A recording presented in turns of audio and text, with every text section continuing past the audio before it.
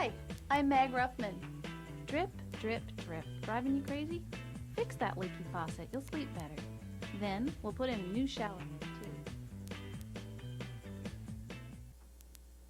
Like a trained athlete, when you're starting a plumbing repair, you have to psych up. You have to psych up because you might need to go to the hardware store 3 or 4 times when doing plumbing repairs. And that's because, you know how plumbers have those giant vans with millions of parts in them? Well, that's just so they won't have to go to the hardware store 4 or 5 times while they're doing a plumbing repair. Now, rubber gloves are a key element in a plumbing repair. This isn't a particularly dirty plumbing repair, but these give you the feeling of authority, that you've got that elastic tension on your hands. Makes you feel like you can grip, twist, and tweak with a lot of authority. So I'm going to go under the sink first and turn off the shut-off valve so that when I start pulling these guys off, I don't end up with a gusher. So under we go. The rule in plumbing is righty-tighty, lefty-loosey. It's a smart little rhyme, and what it means is to turn off a valve, to tighten it so that it shuts off the water, we turn to the right. To loosen it off so that the water flows again, turn to the left. Well, right now we're trying to turn it off. That baby's corroded. So this one probably is too, and actually this one has a chip out of the metal. So I'm going to come back up here and get a rag. Oh yeah, when I turn off these valves, they usually leak a bit, so put a pail under there right now. This is my tongue and groove pliers, and also called channel locks, and I'm going to use these to try to turn that valve. And I'll just protect the handle. You can really strip out a handle if you're not careful, so I got to be gentle here.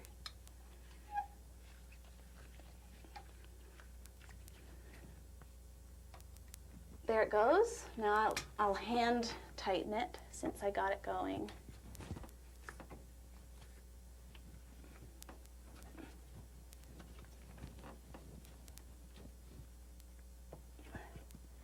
All right, so that's as tight as I can get it. And the other one,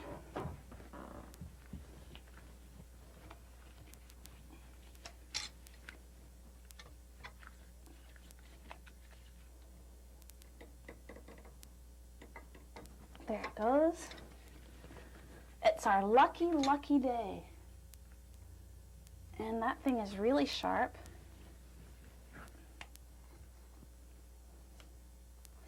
When they leak, it's usually because the packing is worn out. Packing is some kind of a plumbing term for this weird impregnated string that they wrap around the threads in a valve. Parts of it are falling off. That's a good sign. Anyway, if the packing's deteriorating, these guys will leak. But so far, so good. As I take apart these faucets, or the handles, I'm going to put the parts down on here.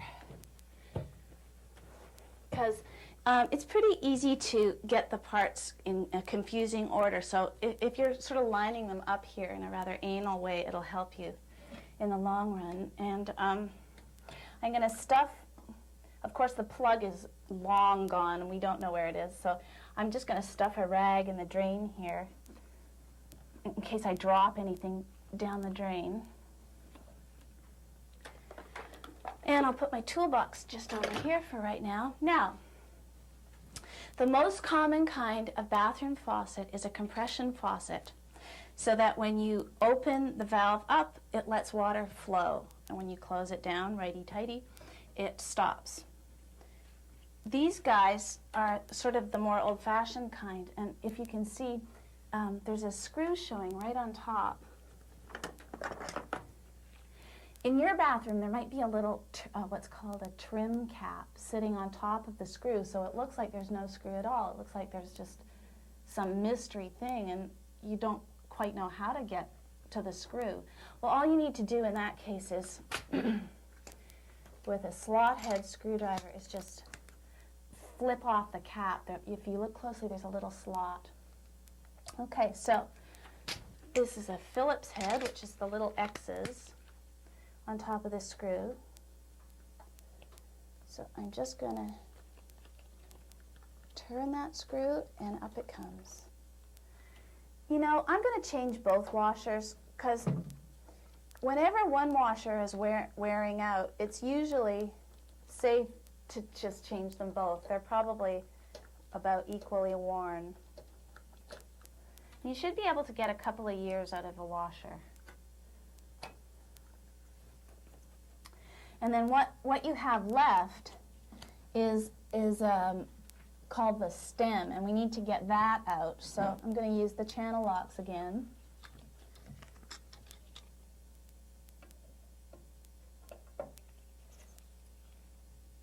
Boy, those babies are tight. Let's come over here and try this one.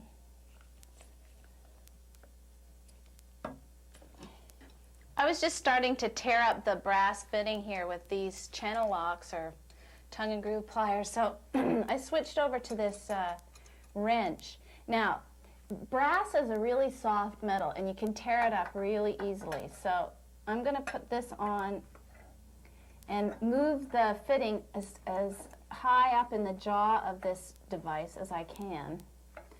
And then I'm going to rock it back and forth a little, and I'm just going to keep tightening it till I've got the best possible grip. Okay, so righty-tighty, lefty-loosey. So I need to twist this to the left to get it off. There it goes. Oh, you can't believe how good that feels. All right, now I think I can finger loosen it, and yes, indeed, I can. My casual plumbing rule is the smaller the girl, the bigger the wrench, and I'll tell you why. I've got this really big wrench. Not only does it make me feel kind of towering and massive, but it also gives me more leverage. The longer the handle, the better leverage I can get. Okay, so this is the mystery of plumbing revealed. See, this has taken what, 2 minutes? This is our stem. This is called a stem. And this little baby down here is the washer, this black thing. Now that's what's wearing out. This is all there is to changing a washer. Can you believe it? Okay, I have a shellac tip, and this is a really good one. If you have a small crack in your window and you just don't have time to repair it right away, go get some shellac, apply a little bit of it to the crack. It seals the crack temporarily until you have luxury time to repair your window. Use the white shellac. Don't use the orange. This dries yellow. This dries clear. This looks better on your window. So this squashed little piece of black stuff is actually the washer that we need to replace. And there's another little washer down here which is really brittle. So there's two. If you don't happen to have on hand a collection of assorted washers, take this whole stem to the hardware store for your second trip and present your piece of hardware to the person at the hardware store, and they'll help you find the right washers. So that little brass screw is what's holding this washer in place. So I'm going to unscrew it. Wahoo! See, that's why I put that rag in the thing. Put it over here. All right, so now I should be able to just pop the washer off. Just pop it off. It's only been in there 40 years. There we go. Okay. So now you can see in the top of this thing where the washer was sitting, it has a flat bottom. And it should have had a beveled top, but let me show you a new one. I've got my beveled assortment. Whoop. Oh, and by the way, these have a number. These little washers have a number on the bottom, and this one is barely visible, but it looks like it says a quarter. Yeah, 1/4S. This one, no, this one says 1/4L. So I'm going to go looking for the right size. Oh, but check this out. This is how tall a how can I show you this? This is how tall a washer starts out, and this is how compressed it gets after years of use. So you can see that, You can see that there's quite a difference, and you can see how worn that one is that we took off the faucet handle. Okay, so let me find the right size.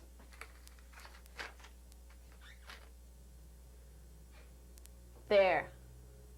I think that L I saw was a hallucination. So here is one that just says 1/4, and those are the same size. So I can replace my washer now after a mere few moments of plumbing work. All right, so I'm going to pop the new washer into the seating of the stem, and then the brass screw goes in on top of that.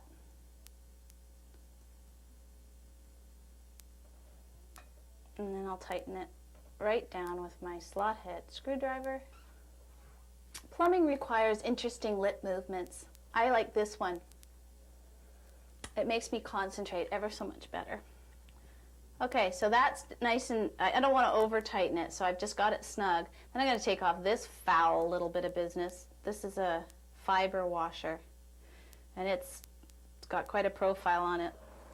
Assorted fiber washers. I like having these on hand. Makes me feel just prepared for anything. This I'm going to just more be guessing at because they don't actually have numbers on them, but you can see that what this once was, this is now attempting to be. Okay, so I'm going to put this one on the stem where the old one was, which is just dropping it on over the threads. Fits perfect. And we are now ready to put it back into the actual faucet, the deck of the faucet. So I'm gently turning it to the right, righty-tighty. The only reason that righty-tighty, lefty-loosey thing is important is because these fittings get so corroded that you start to doubt yourself and you think, it's not coming. Am I turning it the wrong way? And then you end up tightening it more. So just always keep that cardinal rule in mind. All right, so I'll tighten it ever so subtly with my giant wrench. And once again, I want to get the fitting right up at the top of the jaw here so that I'm not going to strip it. Brass just strips easily. Looks like it'll take a bit more. Now I don't want to get this too tight because I can strip out the entire, I don't want to get this too tight because I can strip out the whole faucet. So I'm gonna bet that that's okay right there. I can't finger tighten it anymore. All right, now I'm gonna do the other one just so that we're feeling pretty perky about this whole repair, and I'll let you know what my timing is on this. Okay, that one went even faster because of course I had a little practice. Now, what I need to do next is I'm just going to test to make sure that I've snugged those brass fittings down tightly enough. So I'm going to turn on the shutoff valves again, which we did at the beginning, just to make sure that there's no seepage, lefty-loosey.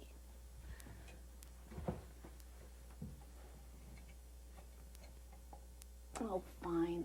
They got tight on me.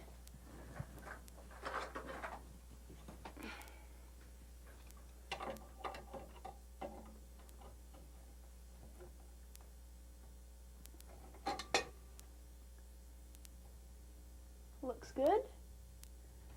Looks very good. All right, and I'll try the other tap. Well, maybe I can do it by hand.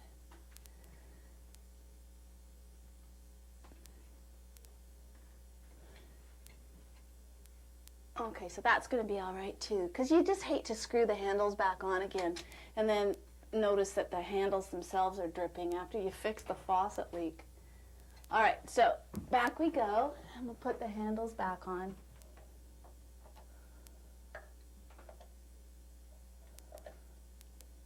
Okay, so I'm just tightening up those little set screws in the top of the handles.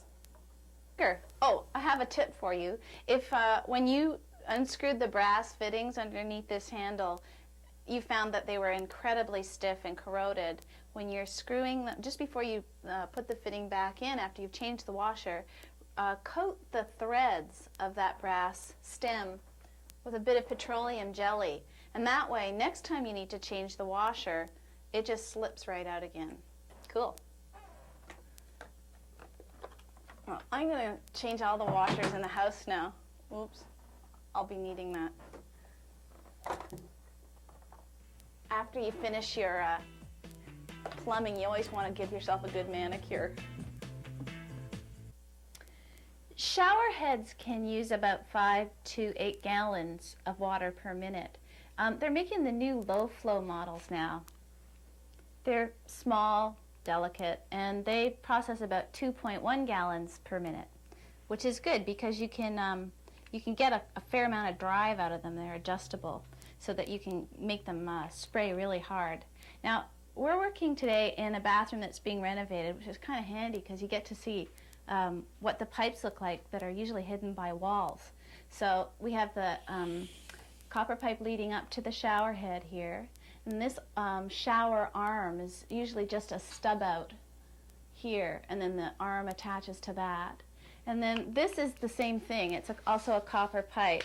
It's the hot water pipe though, so it's insulated with this cool polyurethane foam stuff. And then down here are where the faucets would be if this was a working shower. And it's kind of cool to see it from this angle. So we're going to start by introducing my tool of the week. This is the best tool. This is called a variety of things, but I like the name tongue and groove pliers. Some guys I know want to attach these surgically to their arm. They're that handy. Now, when you have small hands like me, you want to make the adjustment so that your hand is closed when you're actually working with the pliers. So what I'm going to do on this shower head is find the right, see, that's completely awkward and not too useful. So let me slide it the other way. There we go. So now I'm happy. So this is the nut that we're going to remove. And it's got 2 flat surfaces on it, which is what you want to put your pliers on. Now, if your shower head's been on there since the 50s, it can be quite corroded and take quite a bit of elbow grease to get it off. Just keep a controlled, easy grip on the, there it comes, on the nut. And pretty soon, you'll be able to just loosen it with your hand. There we go. Now, you can see on the threads there's a lot of old Teflon tape, which is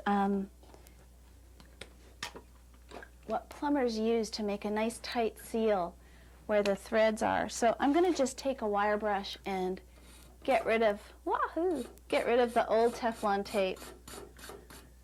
The reason you can't reuse Teflon tape is that it's all kind of torn up and ratty, and it just wouldn't make a good seal.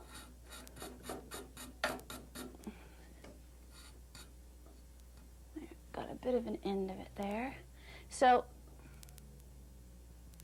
it sticks like crazy. Once you've got the tape off and the threads are nice and clean, you can get out your Teflon tape, your smart new roll of Teflon tape.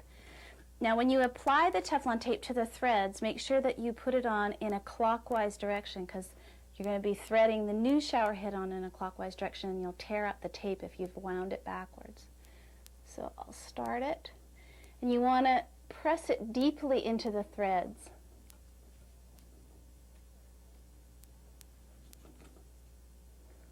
And so you need to keep a fair amount of pressure. Hopefully at your house you're not renovating your bathroom, so the darn thing will stay still. Oh, there we go. I pulled a little too hard, but you know what? The truth is I was at the top. And then we'll get rid of this other end. There we go. All right, we're ready to put on our brand new low flow shower head. Now, when you're using plastic fittings, they can be quite delicate. It's easy to tear them up. So I'll thread this on carefully so that I don't strip it. And it's actually pretty cooperative. On it goes. There. Now, with plastic fittings, I like to hand tighten them. I wouldn't use a wrench because not only will you mar the plastic, but you can put it on so tight that it just strips it right out. Now, to test whether you've got it tight enough or maybe too tight, check to see if the head moves. In this case, I've got it screwed on a little bit too tightly. I'm just going to back it off because the head is like stuck. So I'll just back it off a little. And then there. So it's adjustable for tall people and the shorter variety. If you don't want to go to the trouble, even though it's not such a big deal, of installing a new low-flow shower head, I have another tip for you. Take your clogged old shower head and immerse it in vinegar for the night. Now to do that, get a Ziploc bag, fill it with vinegar, slip it over the old shower head so that the shower head is fully immersed in the vinegar. Tape it up and then just leave it overnight. When you come back in the morning, you can take it carefully off, and you should have flow again. You should be flowing because your shower head should be unclogged and you should be feeling very good. And you know, if you do all this and you go to all this trouble and your shower head is still clogged, that's the time to get in touch with your rage, because that's just not fair. Vinegar is supposed to break up this stuff. So I guess you'll just have to install a new low-flow shower head. But that's better for the environment too. Okay, I think I've preached enough.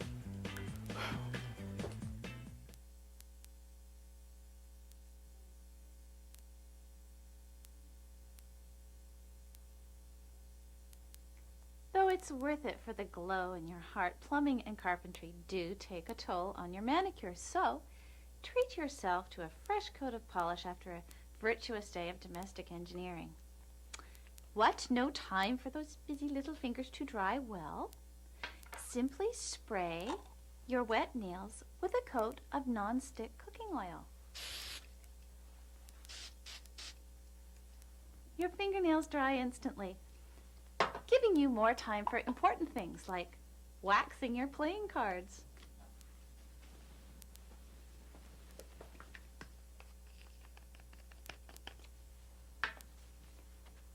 Until next time, on A Repair to Remember, I'm Meg Ruffman.